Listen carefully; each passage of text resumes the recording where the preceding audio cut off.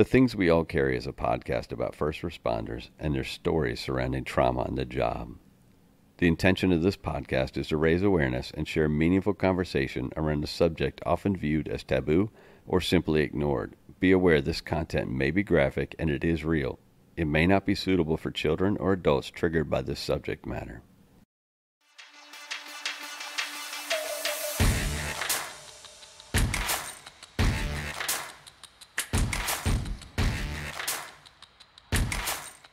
Thank you for joining me for another episode of The Things We All Carry. This week I'm joined by Dan for a discussion about the traumas he's both seen and experienced. We'll also get into the effect of the traumas on him and his personal life and his battle to defeat his demons. Originally from New York, and I do forgive him for that, Dan moved to Virginia for the job in 2015. I first met Dan around 2016 when he was detailed in to work with me. As you'll hear toward the end of this episode, Dan was a small doses kind of guy for me. But little did I know he was going through some major issues in his personal life. When I originally sat with Dan a few weeks ago to hear his story, I was pleasantly surprised at the complete change in his approach to people and his life. He is yet another guest I'm happy and proud to call a friend and a brother. A quick reminder to please help us build a community which not only recognizes but supports each other through the struggles and recovery. Reach out through Instagram at The Things We All Carry or email mystory@thethingsweallcarry.com to offer support and share your story. Please remember to leave a review on iTunes and give a shout out to any first responder you know, love, or care about. Enjoy the show. Try not to get mic bleed, that's the issue. So I don't even know what any of that is. well, that the two mics are hearing each other. Oh, okay. And so it just kind of affects your recording. All right. So, Oats. You good? yeah. All right, man. Joining us today on the show is Dan. He's out of Virginia. He's been with his present department. He's been 7 years. He's got 16 years total experience. I'm going to talk to him some about his family history, his fire service history, some of the calls he's run, and the recovery he's been through, because the time we sat down to talk about this, his recovery has been pretty amazing, and he's still in the middle of a recovery, basically. So with that being said, I'll turn the mic over to Dan. He can tell you a little bit of his family history, and we'll go from there. How you doing, Dan? I'm good. How are you doing today? I'm doing well. Going on family history. My family is blue collar through and through. Going back even to my grandfather was a hard hat diver in the Navy during World War II, and then rose through the ranks of Con Edison in New York. So it's always been like hard working. And then my dad has been firefighter 42, 43 years now, same department in New York. And then his profession was a corrections officer.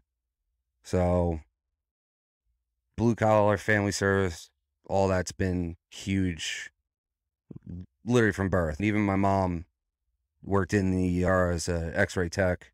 And that's actually how they met, because ironically enough, my mother accidentally knocked out my father with an x-ray machine when they worked in the ER. So we bust chops about that all the time, that mom just knew how to lay out dad.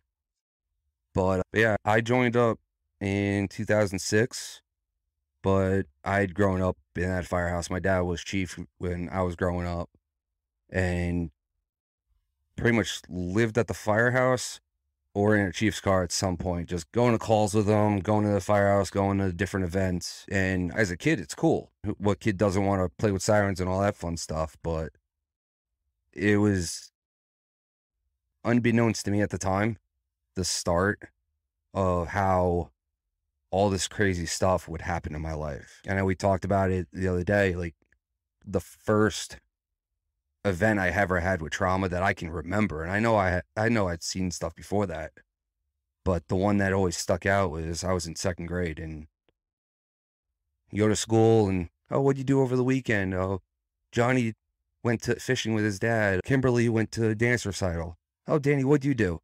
I saw brains come out of a guy's ears. So in second grade, you saw this? Yeah.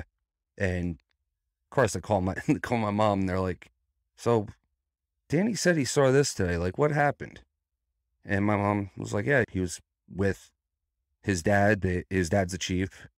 And they responded to an auto accident. I can even tell you the exact intersection it was, because I remember it like it was yesterday. I meet in the car.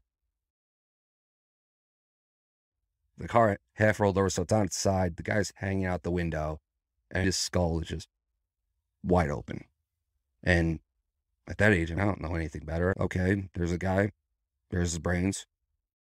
What else am I going to do? As I say, at that age, do you even process it? Their brains? I think I knew what it was. I hate to say it because of cartoons. Makes sense. It didn't process that's a human being. That's somebody that's not going home in their family. And of course, I know it's a generational thing, but parents don't talk to you about that. They don't talk about how they felt. So you don't talk about how you feel. You just, all right, let's go home and get on with the rest of our day. So you see this in second grade. You see the brains on the side of the road coming out of this guy's head. Mom and dad don't have at least the slightest discussion with you about it? I don't think they knew how to discuss it. And it's not that I hold anything against them for it, but even now as a parent myself, how do you broach that conversation of, hey, this is what happened. Well, how do you feel? Now it's a little bit easier because I bounce some stuff off my dad, especially with my son. And I'll ask him, like, how do you explain this stuff? And now it's fine. It's easy to talk about that stuff to a certain extent.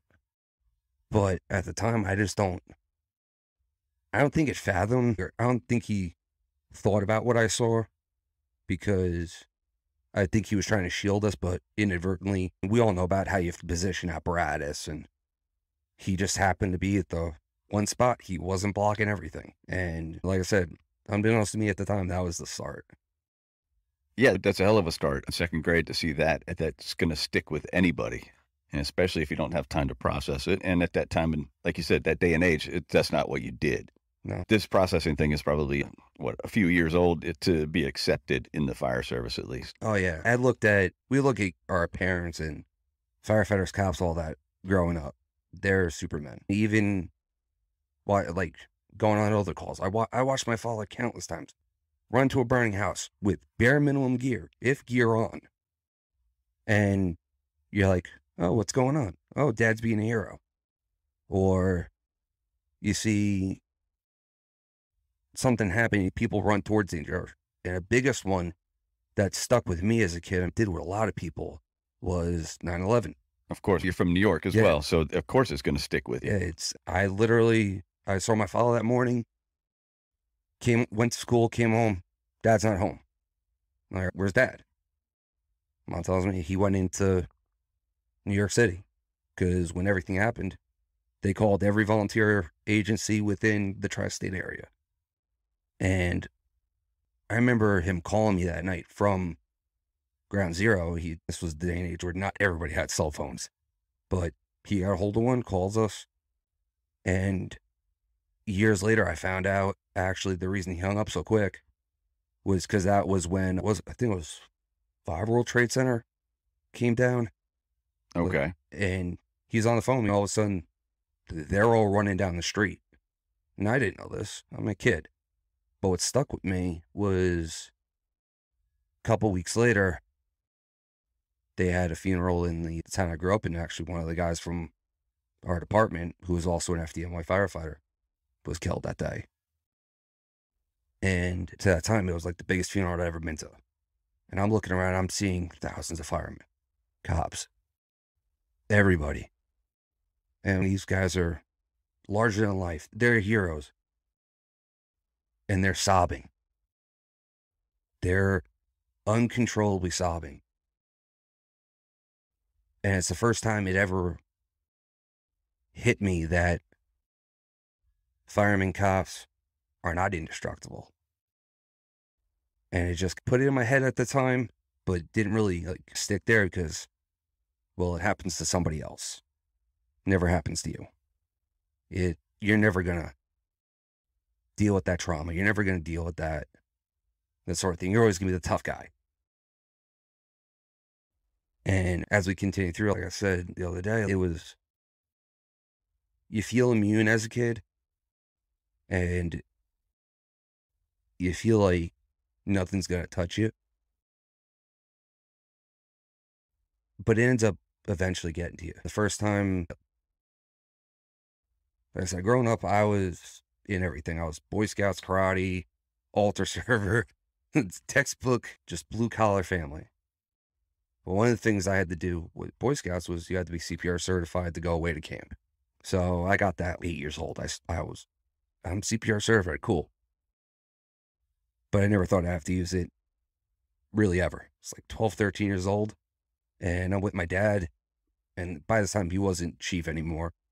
But they had all the monitor pagers. And it goes off, elderly female cardiac arrest, right around the corner from my house. And we're already out. We were doing something, going Home Depot, whatever. And the house is literally half a block away. So my dad throws on his blue light, runs up. He gets out of the car, looks at me. You coming? I'm like, shit, I'm going to go help my dad. Not knowing what I'm going to see. And, I mean, it happened to be a lady that we'd seen almost every day. Because as soon as he came out of my development, it was the first house around the corner. They're always out waving you hi. Just like the typical neighborhood family. Well, I walk in, she's on the ground, and my dad checks her pulse on the pulse. He goes, all right, start doing compressions. I'm 12. What do I know? So I just do what I was taught. Just start pumping away. And we did that for, it felt like an eternity. Until everybody else shows up and they kind of shoot out of the way. And after all said and done, I got a, hey, you did a great job. You good? I'm like, yeah, I just did shit with my dad. Come on, this is badass. And it didn't bother me until years later. And I'm sitting there, I'm like, what the fuck was I doing? 12 years old, doing CPR. Like, why am I doing this? I shouldn't have to do this. I'm happy I did because it was an experience. And I had plenty of them with my dad after that. Luckily, it was mostly when I was in the fire department after that. But that was the start. That was as some people say, that call to service. I knew what I was going to do. I knew I was going to join the fire department regardless. But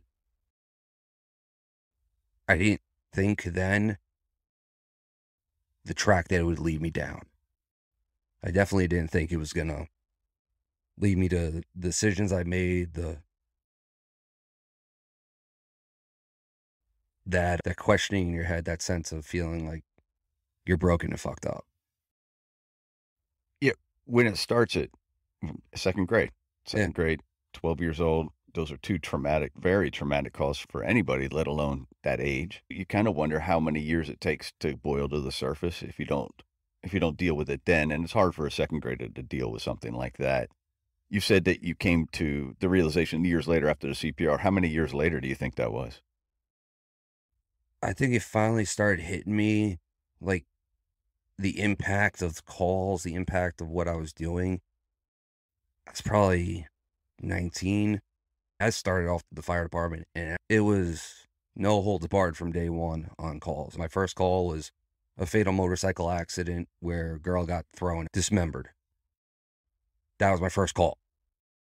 My first fire literally was the school around the corner, and we had the roof come down on us. We were by ourselves for 15 minutes, and it was hairy. It was right from the get-go. It was off to the races. But then you think about it, and I tried going to my dad. I was like, this shit's bothering me. And nothing against him or anything, but he's like, you either suck it up or this isn't the job for you. And what kid watching their parents, like, kick ass, take names, doing it, they can do it. I'm not going to shy away from that. I got to live up to their reputation. I got to live up to their expectations. So you swallow it. And then you swallow more. And it just keeps adding up. And then at that age, what else do? You start drinking. You start partying. You start finding ways to cope. And my way for the longest time was I find girls to hook up with. And it would just, that started the unhealthy choices that, all right, I need an adrenaline rush.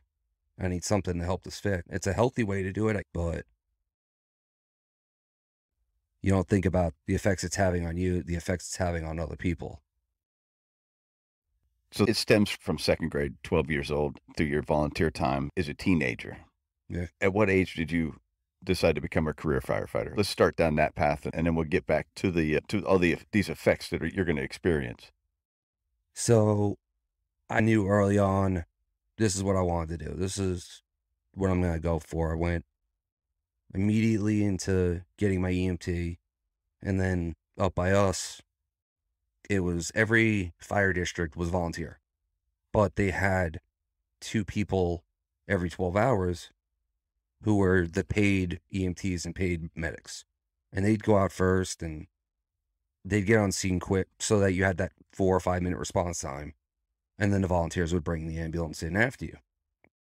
So I started off with that, and that was 2007. How old were you?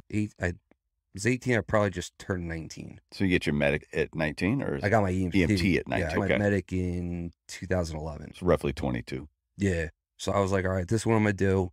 Started getting jobs. Started working for X number of fire departments because it was easier to get a per diem or a part-time job. It was harder to get full-time. Of course. But of course, I was taking FDNY. I was taking Rochester, New Rochelle, Yonkers. Whatever test was in New York, I took it. And of course, the numbers are high for anywhere out there. So I kept doing EMS, kept running calls. I'd go from one job to another, then go to the firehouse, run my calls there, go to the next job. Like I literally lived, breathed, and ate the fire service. I was constantly running. It wasn't unheard of in a single day to run 20, 25 calls. And they're not all the lift assist, the fall down, pick them up. These were some legit high fidelity, interesting calls. And even starting off BLS, like I was a brand new EMT and we were getting stuff that you're by yourself and the whole world feels like it's falling around you. We had one guy the other day, I was thinking about it because actually I was up in New York with some buddies and one of them was an old chief of mine. So we're talking and he goes, oh, you remember that guy, the cherry picker? And I'm thinking about it and I was like, holy shit, I forgot about that guy. I was an EMT 2 weeks. And we get a guy that falls out of a cherry picker, puts a chainsaw through his taint and pretty much all the way up to his rib cage. And I'm like, what the hell do I do? And I'm trying to figure it out. I have no idea. I have no guidance. It was, hey, you got your EMT? Cool. Here's the keys to the car. Go save lives. Yeah, go run with it. Yeah, figure it out as you go along. And at the time, you get back from those calls and nobody talks to you. You just, all right, get ready for the next one. And it was just like that. So I just kept trugging along with it, doing that. And then got my medic in 2011. Actually, my son's mother was pregnant at the time with my son. And ran some interesting calls during that time. It was actually the first time I actually ran a child CPR. It was 3 days after I found out my ex was pregnant with my son. And lady runs out of the house and throws a lifeless kid at me. And I'm like, shit, this kid is no better than what my son's going to be at that sometime. And it was like the first time the thoughts of life, the thoughts of parenthood, the thoughts of things that might actually start to affect me. But like I said, it was, you don't talk about it. It's just, you suck it up, you move on. So fast forward a little, I did my medic, ran through the New York City program. And then I think it was 2013, I started applying elsewhere. I had applications all over the place. I think one time I had 60 applications in. I was like, I just want out of New York. I want off Long Island. I need something bigger. I need something better. And luckily, the place where I'm at now, they were like, all right, well, what if you get called by this person? Whoever calls me first gets me first. I'm not holding it out for any one department. I just want off Long Island. I want out of this place. I need to find new and better things. Because up until that point, I was still going between my parents' house I was living at and then living with the girl I was dating at the time. And that was toxic as all hell. But that was not entirely her fault. She worked in the hospital, in like the ICU, so she had her shit. I had my shit. We never talked about it. It was just, you came home, you drank, you slept, you got back up, you dealt with life. And it wasn't the healthiest. And I just kept going back to, oh, if I can't talk to somebody else, I'll just find ways to deal with my own personal shit my own way. And everybody has their own way, whether it's drugs, alcohol. For me, it was sex. I didn't care what I did. I didn't care how risky it was. I didn't care if I was going to get caught. I just wanted that rush. I wanted that feeling of nothing matters right now. Just get my pleasure and mind dump for a minute and move on.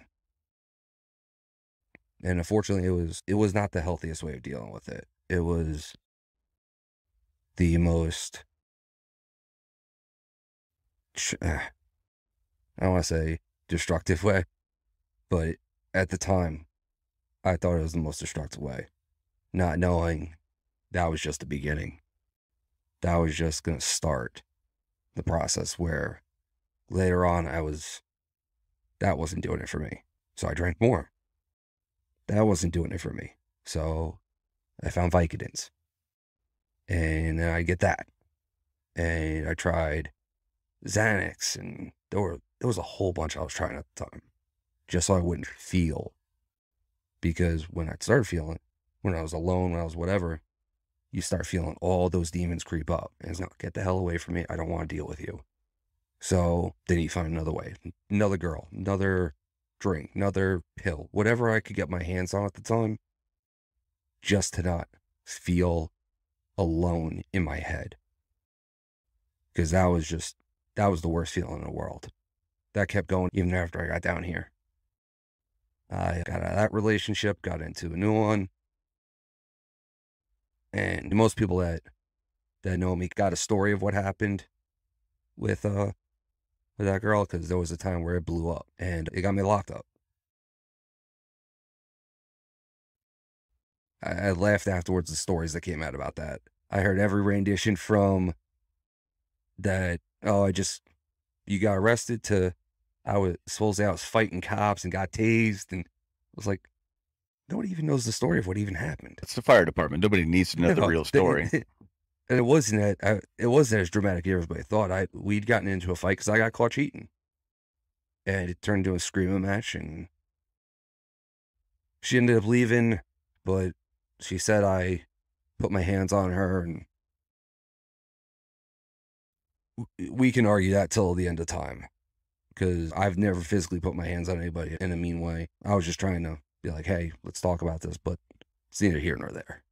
It was what it was, but it was like the cherry on top of all the shit that was going on, all the bubbling up, or I thought it was going to be all the bubbling up, and it got me into a bad place. I drank myself till I blacked out. I had cut myself. I didn't care. I felt horrible, and I thought that was the worst I was going to feel. What year was this? That was 2018. Yeah, that was 2018. I thought that night was the worst. Not knowing the days and weeks after that were just going to be even worse. Because at that point, I was crashing on people's couches because I couldn't be at my place, because we were living together, and anytime you have an accusation of assault and battery, you can't live at your place. So I'm crashing on people's couches. I'm staying wherever I can. I'm on light duty because the department won't let you be on a unit if you don't have a valid EMT. And of course, the second you get arrested, the state suspends your license. So then the thoughts started creeping in. I'm spending a lot of time alone. Trying not to drink as much. It's not working. Pills ain't doing shit. And I'm just sitting there looking at all the trouble I'm causing people, all the shit that's going on in my head, the demons that are coming back. I'm reliving calls, I'm reliving instances. I'm all over the place with no help in sight. And at this time, like, I was going to therapy through an employer provided service. We'll put it that way. Pretty much somebody that doesn't understand. I honestly felt like they didn't understand what I was going through. They hadn't been in my shoes. And I was like, all right, this is going to be it. This is going to be the end of it because I'm not dealing with this shit anymore. And I was going down the road one day after I got off work, and I was like, all right, I'm just going to do it. I'm going to take my truck. I'm going to hit the gas as hard as I can. First tree, first pole, whatever I get to, I'm driving straight into it.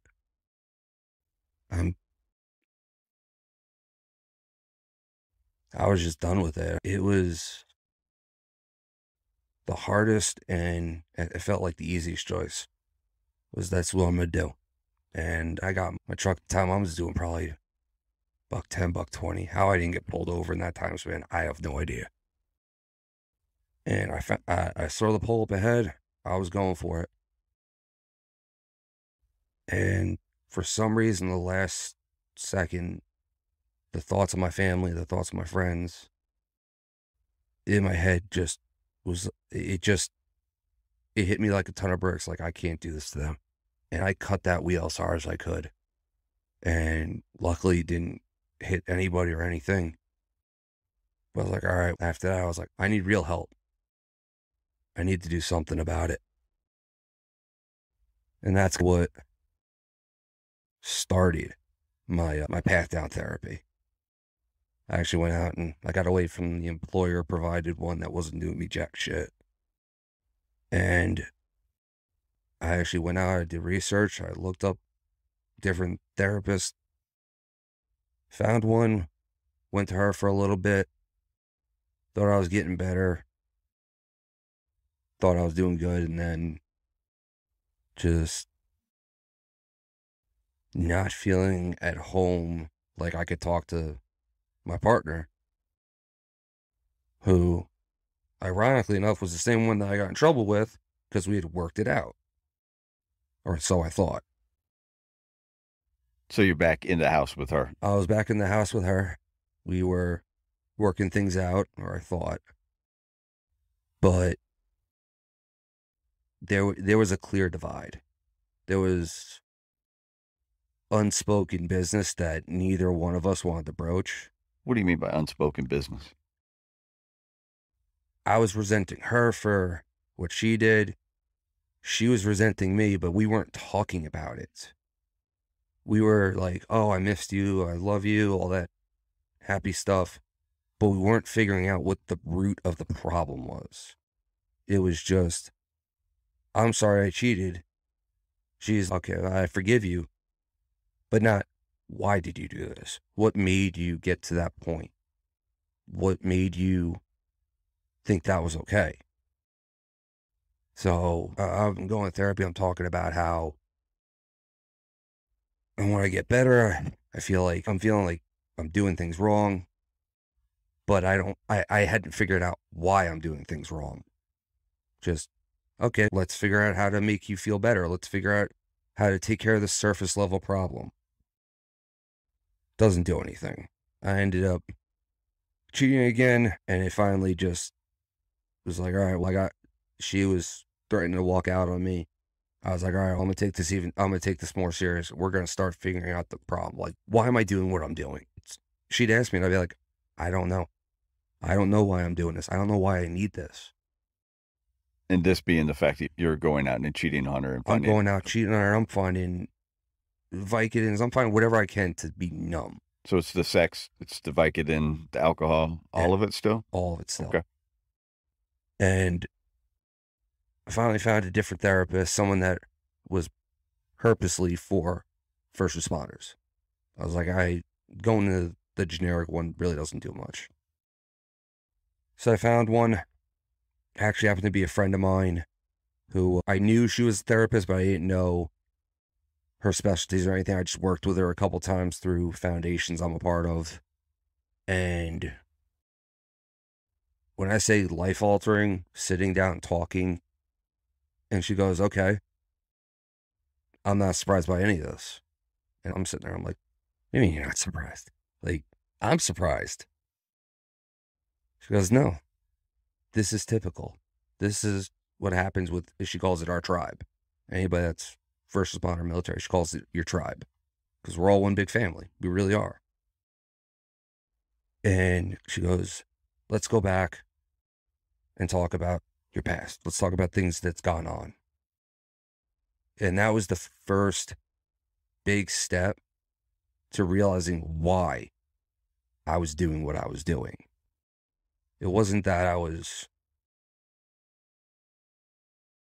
like, I wasn't trying to be a womanizer. I wasn't trying to be popping pills. I wasn't trying to be anything.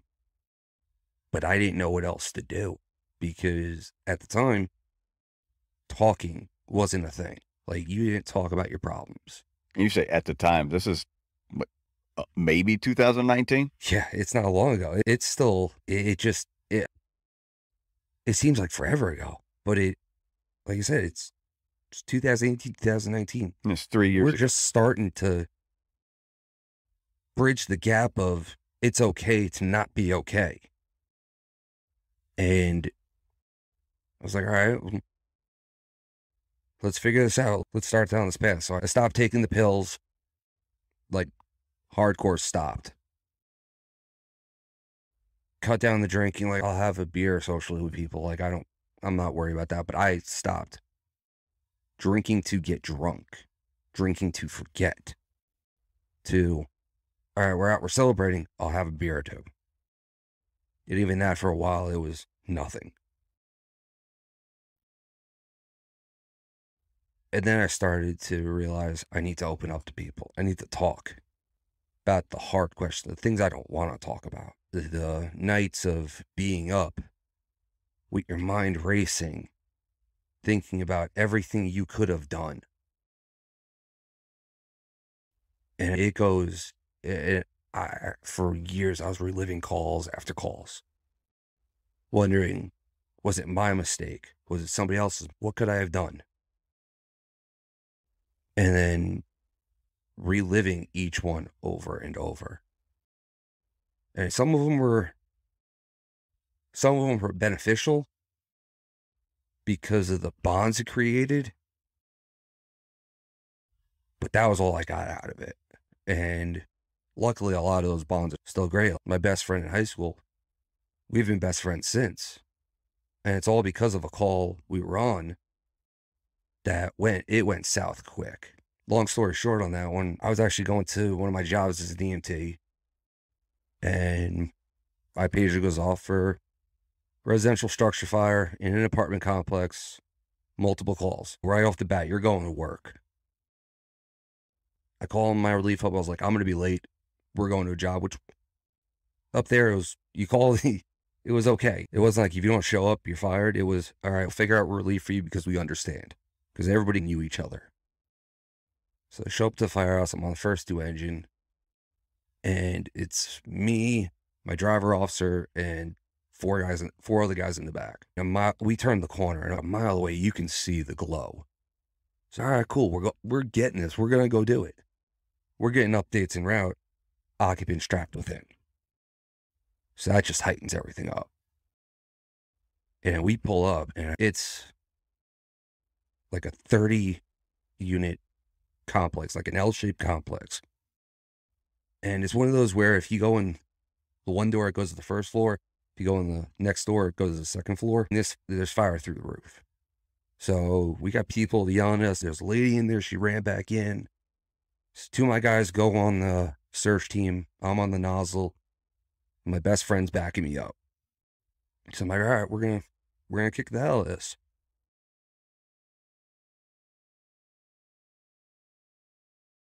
We go up the stairs and there's no smoke.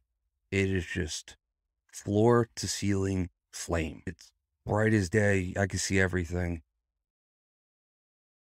And as I'm going up the stairs, they're bringing the victim out, and she's fucked up. Like she was fucked. So they pass by us. We go up the stairs, and they start hitting the one room that's on my left. I was like, all right, I can go left. I went left. Knocking down the room, and I got that one room knocked down, and all of a sudden, my hose goes limp. I got no water. Calling over the radio, hey, I got no water. I got no water. I'm getting wait one. Soon as I think the second message went out, that room lit back up. The roof's coming down, and I'm starting to feel the floor saggy. And I called the Mayday. I'm like, we're losing the structure. We got shit collapsing. We're bailing. Between me and the stairs is my brother. And we were 21. At the time, he wasn't the smallest guy. We called him Big Red for a reason. And I picked him up and threw him down the stairs.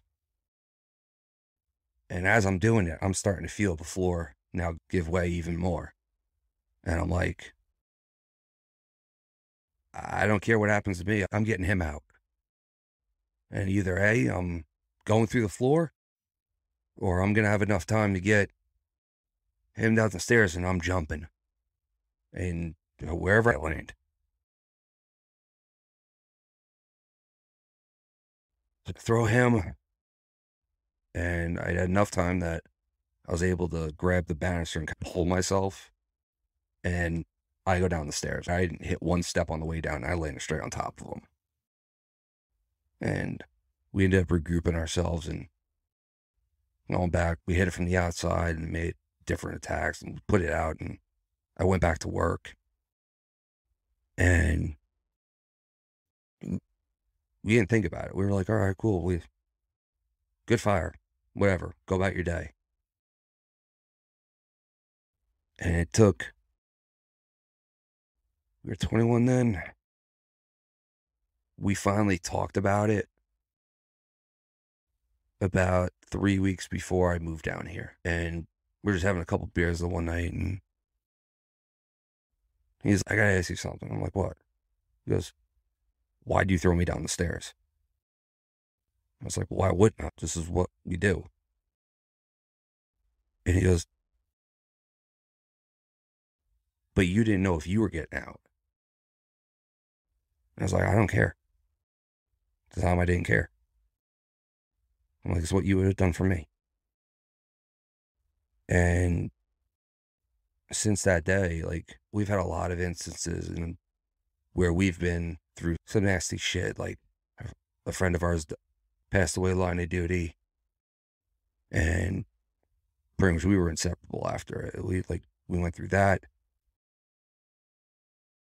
We had birth of my son. He calls my parents mom and pops like all his parents mom and pops. It's just how it is. We've been inseparable.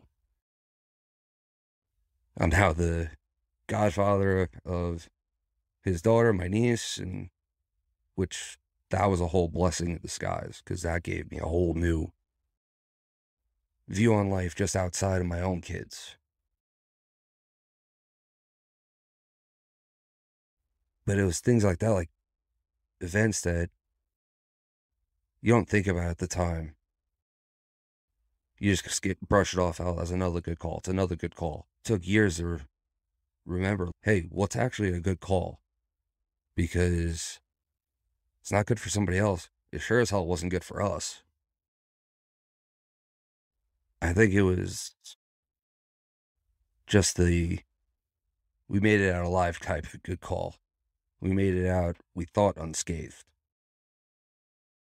And then you realize later on, nah, you didn't make it unscathed. You just didn't have physical injuries at the time. And there's just things like that for a while that you eventually, lucky for me, I realized I need to do something about this because it was destroying my life. I hadn't had one healthy relationship until I finally took the time to realize I need to take care of me. And it took a very traumatic breakup, being on my own for a little bit, and then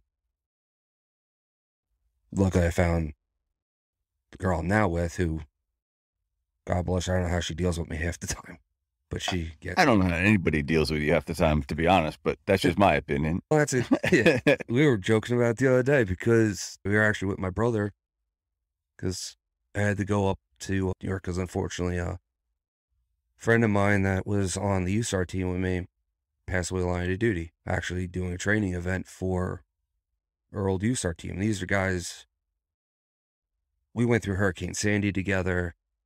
We went through all the initial training. Like when people are like blood, sweat, and tears, we had the blood and sweat, but we were very lucky as a team until recent. And then the tears part came.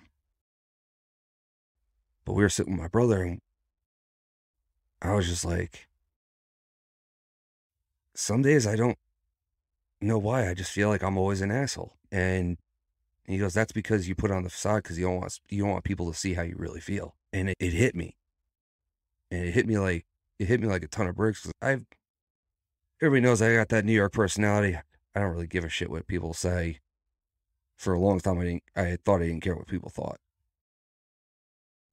But that was just the facade I was putting on because I didn't want people to see underneath this is a lot of scars, a lot of damage, a lot of shit I don't want somebody else to see. And almost thinking that old school mindset of we're Superman to everybody else. They don't need to see my scars. They don't need to see how ugly it is underneath. And it only took until, I'd say, 6-7 months ago that I actually started opening up about shit. Like to other people. Before that, I kept everything myself. And I know there's quite a few people that think he's just an asshole. It's not that I'm an asshole. It's just, granted, most days I can be an asshole. It's just, for a long time, I was keeping myself from letting other people see what was going on inside my head. And the easiest way to do that was to push people away, even though I didn't want that. I wanted them in my life. I wanted them to be a part of me. But I'd push them away because I didn't want to hurt them. Because I thought in my head, I'm going to hurt you if you're in my life. You're going to see my damage. You're going to be pulled into the drama, the trauma, all that. I don't want to do that to you.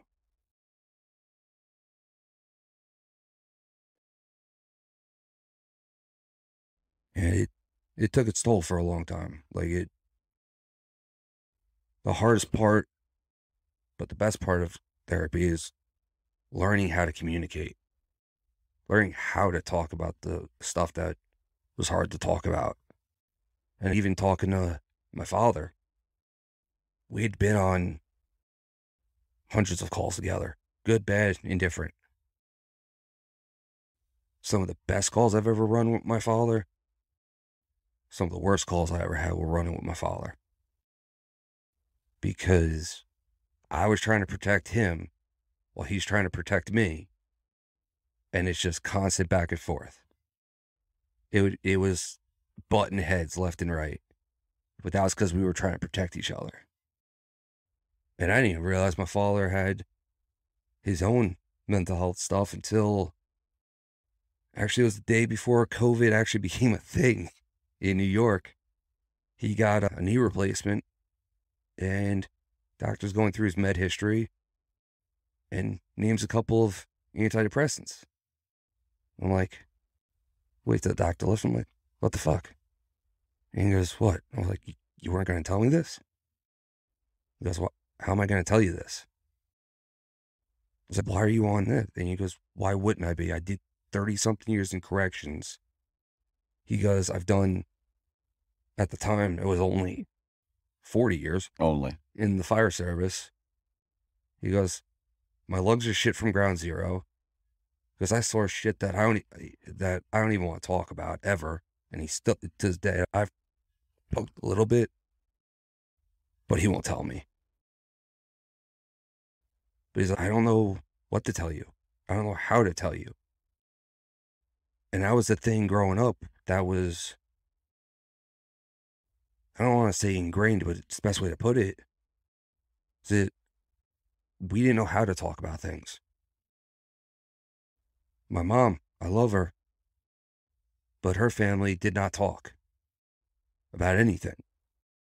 So she was almost emotionally detached on some things. She was a great mom. My parents they busted their ass for me and my sister. I am grateful for what they did for us. But we didn't talk about things like that as a family. You just held it in. You worked through it. Go to church and pray. Yeah, it worked well for me.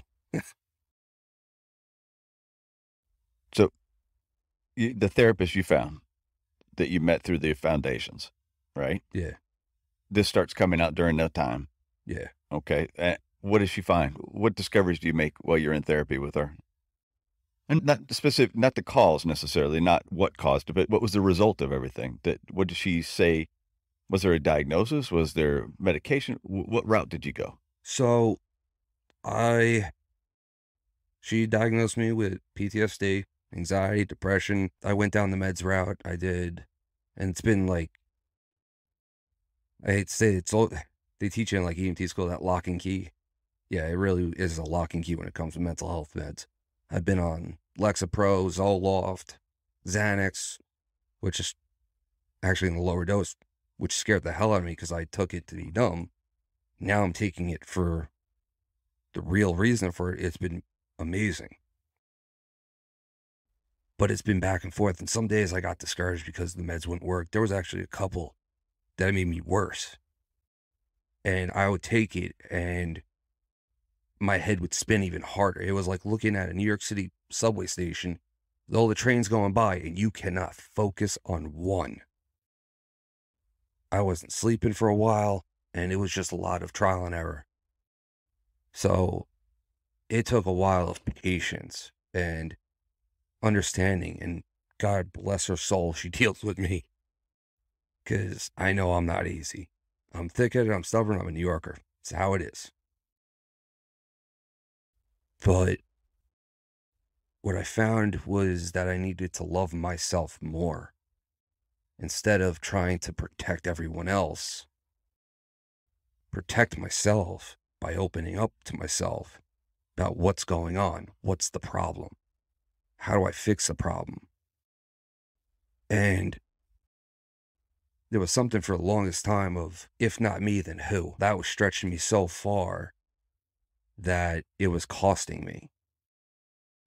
And I was always involved in stuff, but at what risk?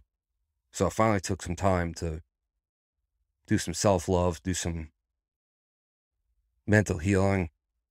Bought myself a motorcycle, which, as dangerous as it is, no distractions other than what you're doing at the present moment.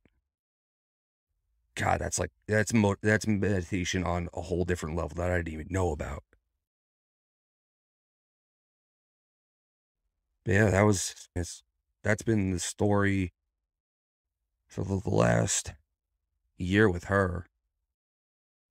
And from where I was then to where I am now, I look at it and I'm just like, it's like night and day. I wouldn't open up about anything before then. I wouldn't talk to anybody. I would just go home, deal with my shit. I kept my promise to myself, or I thought I was keeping my promise to myself, but I was just angry and an asshole. So now I'm able to talk about what's bothering me. I'm able to almost ground is the best way to put it. Ground myself and get rid of those thoughts when they start creeping in. Or realize, okay, those thoughts are there. What purpose are they serving? None? Bye. See you later. And then move on to the next one.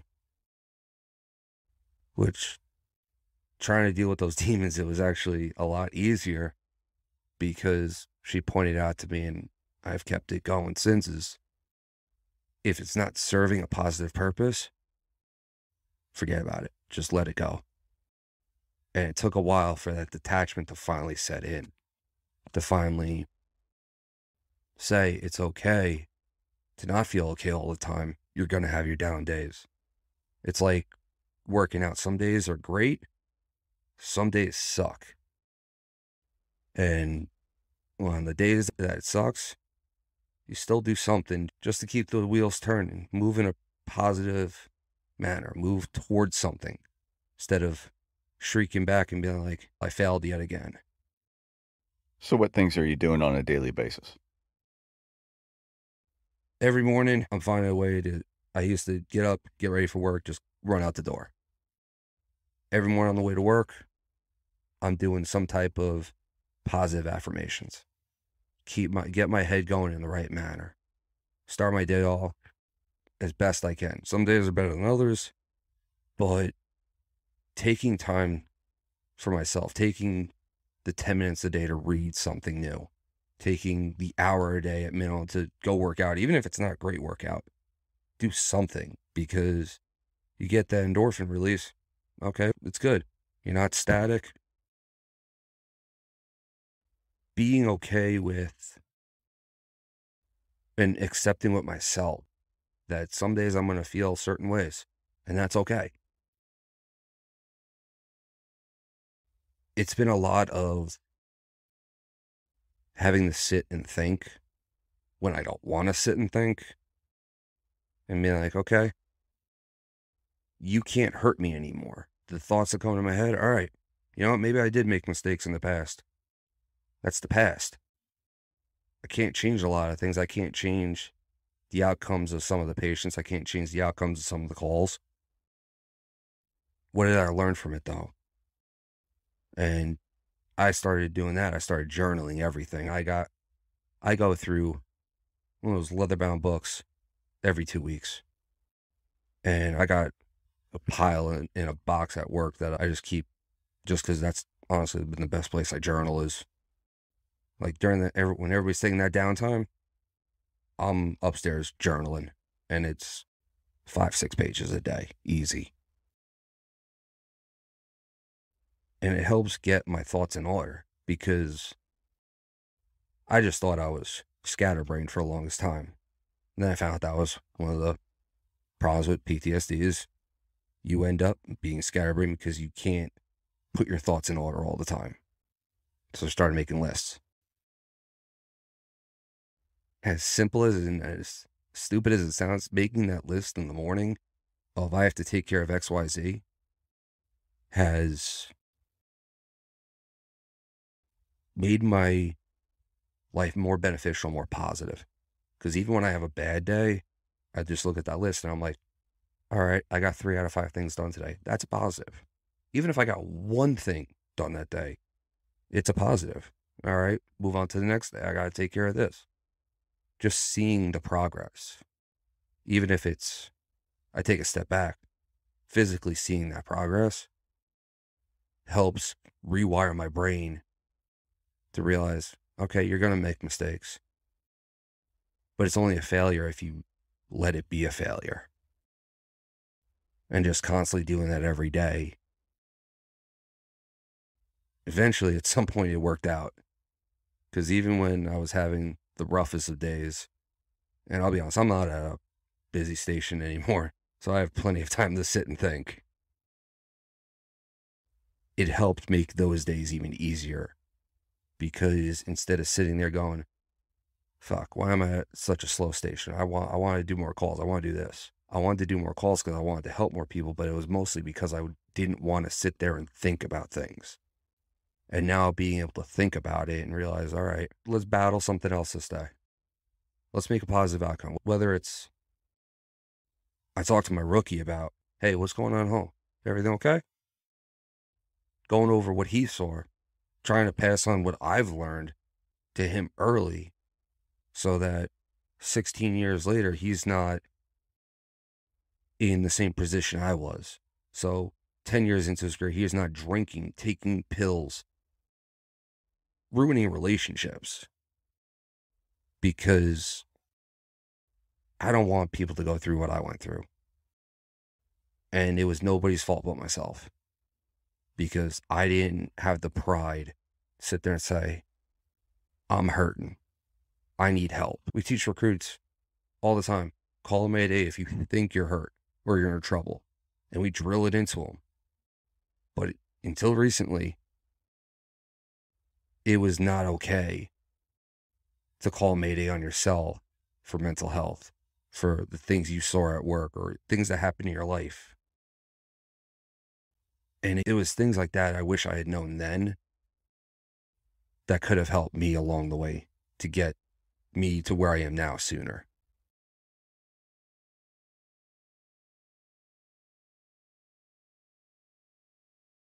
I'll edit that out, but I thought it stopped recording for a second. I have it recording here as well. But so when we talked a couple of weeks ago, you talked about meditation and therapy. So those are your keys, right? The talking it out, the medication, or the meditation, therapy. How often are you going to therapy today? I'm still doing once a week, some days, or some weeks, twice a week. And the cool part about it is my therapist is awesome. I can literally text her and be like, I'm having a bad day. And regardless of what she's doing, she will get back to me at some point and talk it out with me, even if it's a 10-minute conversation. And that has been a huge thing, because some days you need somebody to talk to, and you can't schedule a therapy session. You can't do all those things that you would get to in a therapy session. So even that 10-minute conversation through text message is beneficial. So you mentioned that you put up a front as an asshole. Yeah. Because it was easier to be thought of as an asshole than it was to share the scars and the traumas and to let somebody know who you are. So on a personal note, and this is funny because we met, when did we meet? 2015? 16-ish?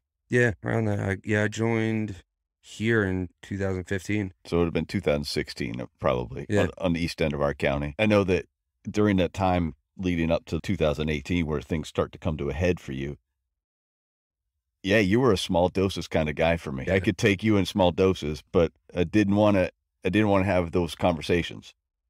But now it's obvious why. And when we talked a couple of weeks ago, I remember going in thinking, all right, what's this going to be like? Because I was curious. I didn't know what it was going to be like. We've bounced ideas back and forth with each other via Instagram, but we really hadn't had a conversation since probably 2016 or 17. Yeah. But when we sat and we talked, you were a completely different person when I talked to you that day. And I think it's been an amazing transformation for you, and I'm proud of you. I definitely appreciate that, because I knew I was a small doses kind of guy. Didn't want to always admit it, but it was easier to do that than, for lack of better words, I didn't want to look like a pussy in front of people sometimes. Understandable. I mean, we're firefighters, as dumb as it sounds. We still say it. We're firefighters. Yeah. All right. So as we wrap up, and you've heard a couple of the episodes, so you know what I'm going to ask you. I'm going to ask you about an everyday carry. The show's called The Things We All Carry for a good reason. We carry that stuff into a fire, into a call, into a EMS call, whatever it is. We're carrying tools in with us, but we carry the scar out with us. We carry a memory out with us. What's something physical that you carry on your body all the time that you feel naked without? There are actually 3 things I carry every day, everywhere I carry. And for the most part, they don't leave my body. Okay. The chain I wear was actually given to me by my grandmother the day my grandfather died. She literally took it off him, gave it to me, and hasn't come off since. What's the chain? So gold chain, but then it's got a Celtic cross and a St. Jude medal. Okay. And I mean, that's never come off. If I take it off, I feel naked. I have my bracelet that was for my friend Joey D. A lot of people know of Joey. He was one of the firefighters that bailed out on Black Sunday. He ended up passing away years later from injuries sustained with that. He actually had an accidental overdose on painkillers and antidepressants from the scars from that event. So I never take off that bracelet because that's a constant reminder of it could always be worse. But then I wonder, could it have been better? Because if he had the opportunity to talk to people the way we are now, would that have changed anything for him? Would it have made life easier? Would he have needed the antidepressants? And he taught me what it was like to be that type of firefighter that everybody strives to be, because he was the go-to guy. And he was a good friend of mine. And the last thing is, I have one of 3 challenge coins I carry with me. Most of the time it's my Honor Guard Academy one, just because it reminds me that the things we do aren't just for you, they're for everybody else. And even when you gotta stand tall, you gotta stand tough. You're doing it because you're helping somebody, but it reminds me that we sometimes have to find somebody else to stand tall, stand tough for us. And the other 2 are memorial ones that I got from 2 funerals that I did that were friends of mine. And I don't always keep them on me as much. One, because I'm afraid of losing them. And if I lose them, I'm going to spin out. But yeah, those are the 3 things. I like it. That's quite a list, but they all have meaning and they're all appropriate. So good choices. All right. What book? As cheesy as it's going to sound, actually Extreme Ownership. Oh, Jocko Willink. Yeah. All right. It's one of those things that no matter what aspect of my life, I could take those lessons and incorporate into, whether it's my personal life, my work life, whatever. It's just having ownership over, especially how you feel, taking ownership of it, taking the lessons learned from that to not end up in another, they say blue on blue, but I don't want to be fighting myself, because that's where you're going to get hurt the most. It's like it, extreme ownership in your own life. Yeah. Guess we could all take a dose of some extreme ownership in our own lives. Definitely. Brother, it's been a good conversation. Yeah, I appreciate it. Thank you for coming by. Easiest, but it's all right. They're not supposed to always be easy. No. So we're sharing some deep stuff here, and so it's not expected to be easy. So I appreciate it. Just want to say thank you again. Well, thank you, man. Cool. We're out. Thanks for listening to another episode of The Things We All Carry. Head over to the website, thethingsweallcarry.com, for show notes, resources, and to sign up for the newsletter. Until next week, take care of yourselves and remember to check in on each other.